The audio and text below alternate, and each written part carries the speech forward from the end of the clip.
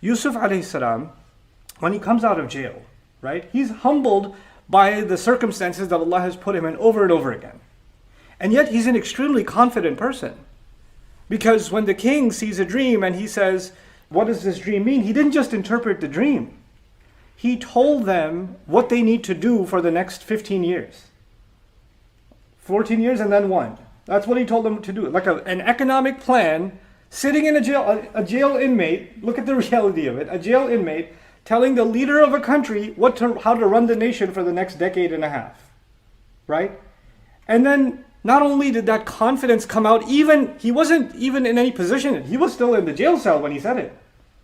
And then when he comes before the king, and the king is so impressed with what he's saying, and he could tell deep down inside that what Yusuf alayhi salam is saying is the right thing, what does he do immediately? He makes a proclamation, says, "Ij'alni ala khaza'in al-ard." Put me in charge of the treasury of the land of Egypt. There's ministers that have served in the finance committee for 30 years. There are seasoned politicians and bureaucrats and scholars that are in that audience. And what's his resume? He was a slave, he's a foreigner, and then a slave, and then an inmate in a jail cell, an accused inmate. That's his resume. And he comes out of that, instead of thinking, these people are so much more qualified than I am, should I really open my mouth? What are they going to think of me? What are they going to say? He's not even preaching about Allah at this point. What's he saying? I'm telling you what needs to be done, and I look around the room, and I see a lot of PhDs, but I'm telling you they don't know what they're talking about.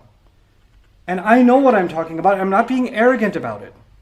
And so I'm going to tell you that you need to if you know what's best for this country, you need to place me in charge. And then he didn't just say place me in charge because I'm better. He says because he gave two qualifications for himself, Hafidhun Amin.